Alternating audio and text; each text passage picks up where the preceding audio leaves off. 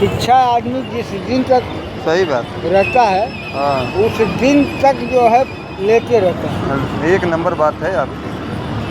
आपका बात एक नंबर है, बात में आपके दम है। वही जो भी है, किसी का बाड़ी अच्छा लगता है, किसी का बुरा लगता है।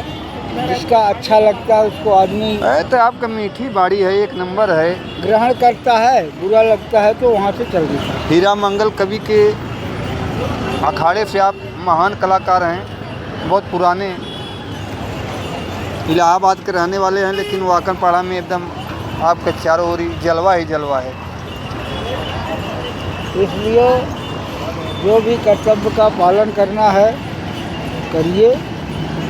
किसी आदमी को जो है गलत शिक्षा और गलत व्यवहार नहीं करना चाहिए।